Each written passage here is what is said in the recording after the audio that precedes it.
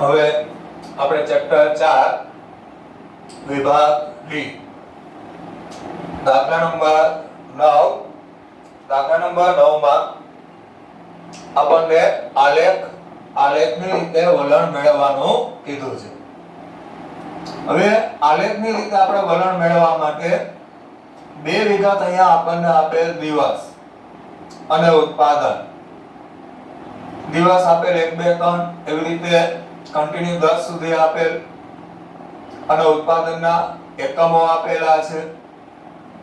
સામાન્ય રીતે આપણે અગાઉના જે આલેખ બનાવ્યા એ આલેખમાં આપણને અહીંયા વર્ષ આપવામાં આવતા।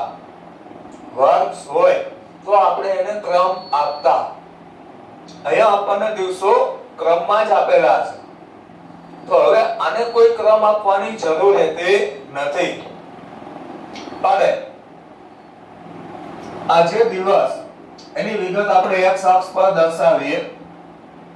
1 2 3 4 5 6 7 8 9 10 11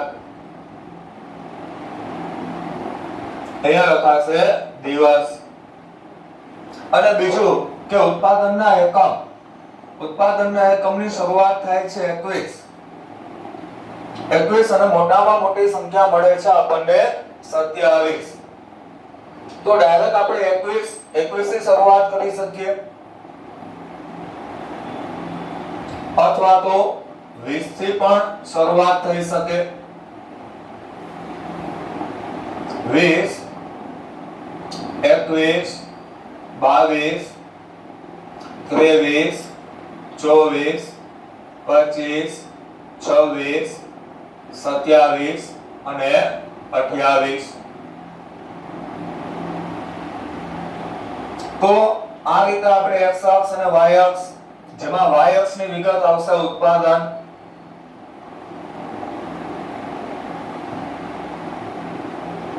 કૌંસમાં લખાશે એકમો, જે રીતે રકમમાં આપેલ છે એ પ્રમાણે મૂકવું।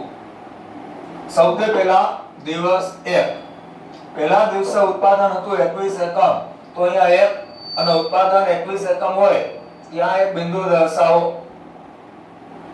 અહીંયા એક zigzag માટેની નિશાની આવશે, કારણ કે ડાયરેક્ટ 20 થી શરૂઆત થાય છે। એટલે પહેલા આપણે 1 અને 21, તો x અક્ષ ઉપર 1 લીધા, y અક્ષ ઉપર 21। અહીંયા આપણે આ રીતે પહેલું બિંદુ દર્શાવેલ।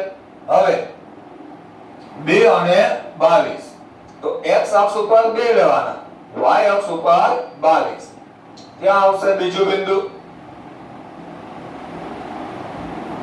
એના પછી 3 અને 23, તો x અક્ષ ઉપર 3, y અક્ષ ઉપર 23।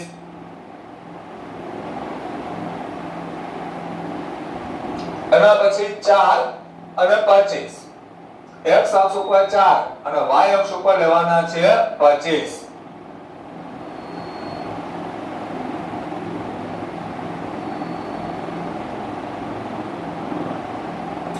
એના પછી 5 અને 24, તો x અક્ષ ઉપર 5, y અક્ષ પર 24।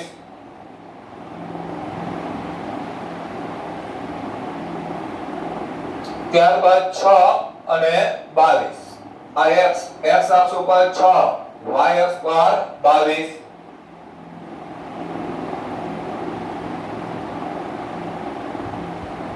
પછી 7 અને 25, તો x અક્ષ પર 7, y અક્ષ ઉપર લઈએ 25।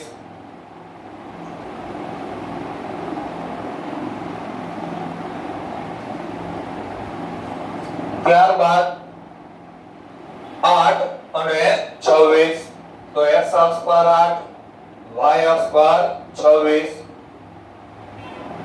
9 અને 27, તો x અક્ષ પર 9, y અક્ષ પર 27। અને ત્યારબાદ 10 અને 26, તો x અક્ષ ઉપર 10 અને y અક્ષ પર 26।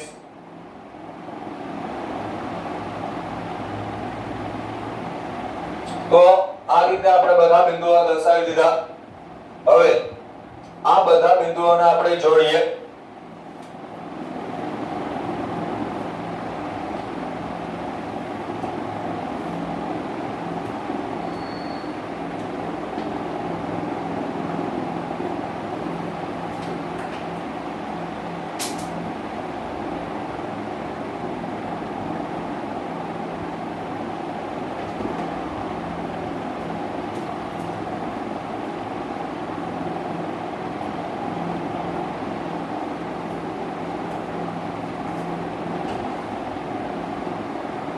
તો આ બધા બિંદુઓને જોડવાથી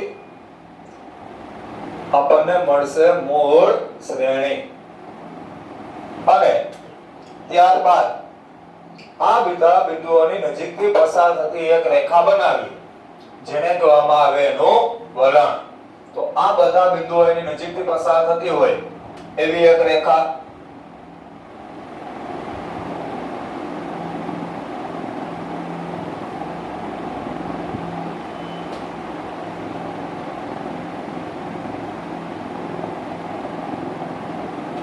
તો આ જે રેખા બની એ બનશે એનું વલણ. હવે આલેખ બનાવી લીધા પછી x અક્ષ અને y અક્ષ બંનેની વિગત લખી નાખીએ. જેમ કે x અક્ષમાં 1 સેમી બરાબર 1 નો વધારો થાય છે. તો અહીંયા લખાશે 1 સેમી એના બરાબર 1 દિવસ.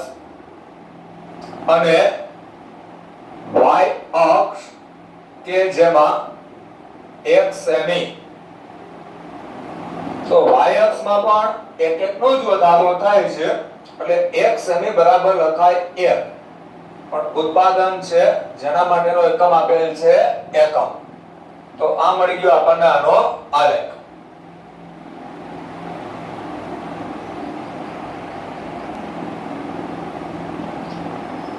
દાખલા નંબર 10. 10મા દાખલામાં સુરેખ સમીકરણનું અન્વયોજન કરો. હવે સુરેખ સમીકરણનું અન્વયોજન કરવા માટે આપણે b માટેનું સૂત્ર છે n sigma ty minus sigma t એને ગુણ્યા સિગ્મા y છેદમાં n સિગ્મા t વર્ગ માઈનસ સિગ્મા t એનો વર્ગ. સૌથી પહેલા આપણે b મેળવીએ. b મળી જાય પછી a y bar minus bt બાર અને ત્યારબાદ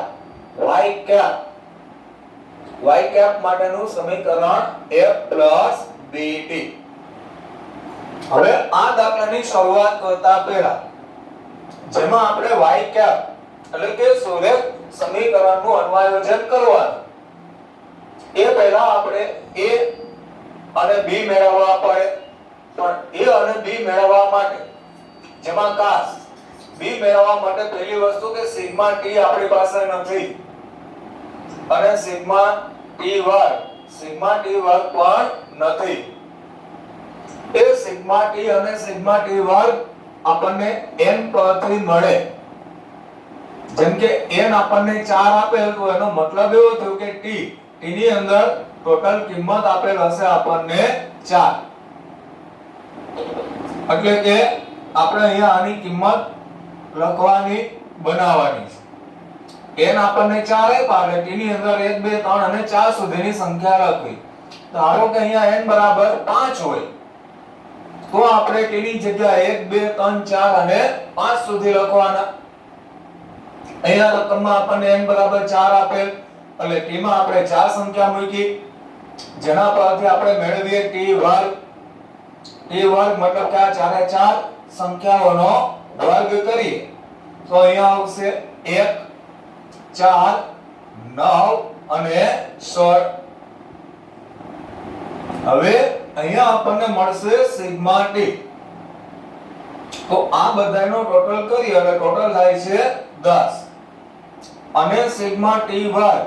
તો સિગ્મા t વર્ગ એનો ટોટલ આવશે 30. તો અહીંયા આપણને t જેના ઉપરથી સિગ્મા t મળી ગયા અને t વર્ગ જેના ઉપરથી મળ્યા આપણને સિગ્મા t વર્ગ. તો આ રીતે આપણને સિગ્મા ટી અને સિગ્મા ટી વર્ગ મેળવવાના. પણ આ સિવાય હજી આપણે ટી બાર માટે સિગ્મા ટી ના છેદમાં n, જ્યાં સિગ્મા ટી ની કિંમત મળી છે આપણને 10, n છે 4, તો આ બંને પદનો ભાગાકાર કરતા ટી બાર મળે આપણને 2.5. અને એવી જ રીતે y બાર સિગ્મા y ના છેદમાં n, તો સિગ્મા y આપણને રકમમાં આપે 270, એના ભાગ્યા n એટલે કે 4, તો અહીંયા આપણને y બાર એ મળે 67.5. તો આ રીતે આપણને ટી બાર અને y બાર પણ મળી ગયા. હવે આપણે સંયુક્ત સમીકરણનું અન્વયોજન કરવા માટે મુખ્યમાં કિંમત n ની જગ્યાએ 4, સિગ્મા ty આપેલ છે 734, સિગ્મા t અને સિગ્મા y, તો સિગ્મા t હતા 10 અને સિગ્મા y છે 270, એટલે કે અહીંયા આવશે 10 અને સિગ્મા y આવશે 270. અહીંયા પણ n હોય 4, સિગ્મા t વર્ગ, તો સિગ્મા t વર્ગ મળ્યા છે આપણને 30, સિગ્મા t કૌંસ ઉપર વર્ગ, તો અહીંયા એની કિંમત મુકાય 10 નો વર્ગ. હવે આપણે અહીંયા 4 નો ગુણાકાર 734 આવે કરીએ એટલે આવશે 2936. જ્યારે આ બંને પદનો ગુણાકાર આવે 2700, છેદમાં 4 ગુણ્યા 30 એટલે 120 અને 10 નો વર્ગ આવશે 100. હવે આપણે આ બંને પદની કરીએ બાદબાકી એટલે આવે 236 અને છેદમાં આવશે 20. તો 236 એના ભાગ્યા આપણે 20 કરીએ એટલે મળે આપણને 11.8. b મળી ગયા. હવે મેળવીએ આપણે a બરાબર y બાર માઈનસ bt બાર, જેમાં y બાર ની કિંમત છે 67.5, b ની કિંમત 11.8 અને t બાર ની કિંમત છે 2.5. તો અહીંયા 67.5 છે એમનો 11.8 એને ગુણ્યા 2.5, તો આ બંને પદનો ગુણાકાર કરીએ એટલે આવશે 29.5. અને હવે 67.5 માઈનસ 29.5 આ બંને પદની બાદબાકી કરીએ એટલે આવશે 38. એ મળી ગયા. હવે મૂકીએ આપણે y કેપ માં એની કિંમત, જ્યાં a એની જગ્યાએ મુકાય 38 અને b ની જગ્યાએ મુકાશે 11.8 એને ગુણ્યા t. આ મળી ગયા આપણને y કેપ, મતલબ સૂર્ય સમીકરણનું અન્વયોજન થઈ ગયું. ધ્યાનમાં રાખજો, રકમની અંદર આપણને 3 વિગત જ આપેલ છે, જેમાં આપણને t અને t વર્ગ આપેલ નથી, તો n ને ધ્યાનમાં લેવાનો. n બરાબર 4 આપ્યા એટલે t ની અંદર 4 કિંમત લખો, ત્યારબાદ એનો વર્ગ કરી અને સિગ્મા t અને સિગ્મા t વર્ગ મેળવવાનો. સિગ્મા t ઉપરથી આપણને t બાર પણ મળી જાય, જ્યારે y બાર એ સિગ્મા y ના છેદમાં n, એના ઉપરથી y બાર મળશે અને પછી આપણે સૂત્રમાં કિંમત મૂકીએ એટલે સુરેખ સમીકરણનું અન્વયોજન થઈ જાય.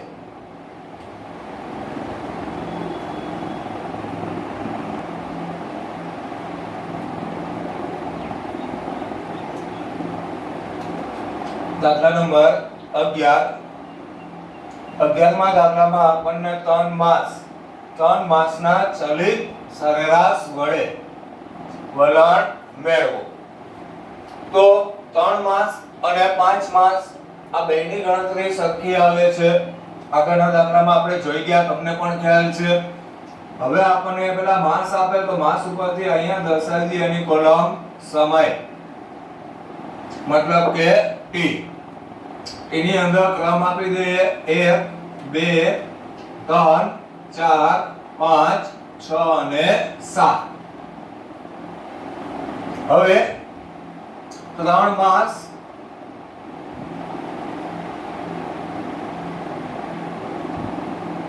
આપણને અહીંયા જે 3 માસ આપેલ છે એ 3 માસનો ચલિત સરવાળો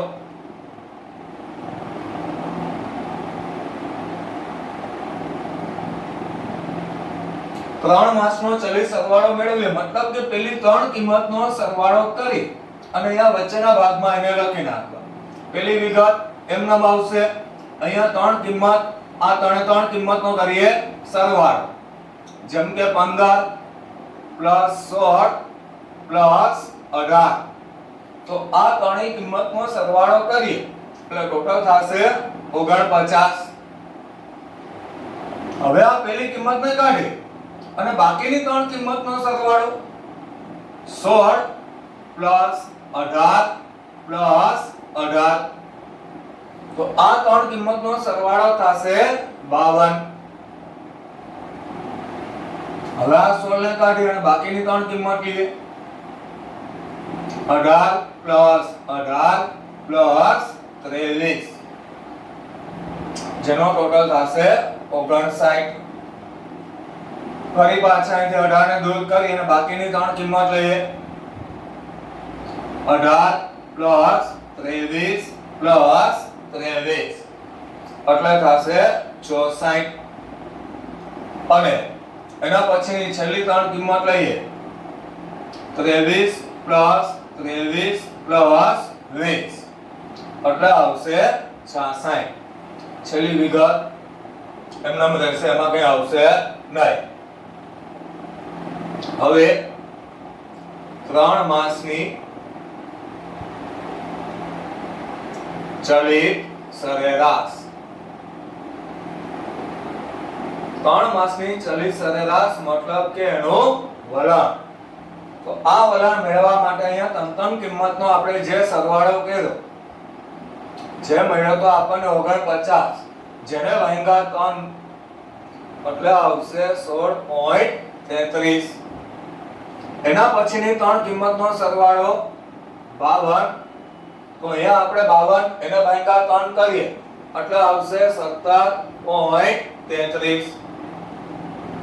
એના પછીની 3 કિંમત એનો સરવાળો થાય છે 59 ભાગ્યા 3 કરીએ એટલે આવે 19.67. એના પછી છે 64 ભાગ્યા 3 એટલે આવશે 21.33. અને છેલ્લે 66 ભાગ્યા 3 એટલે 22. તો આ મળી ગયું આપણને 3 માસ અને ચલિત સરેરાશ વડે નું વલણ મળી ગયું આપણને.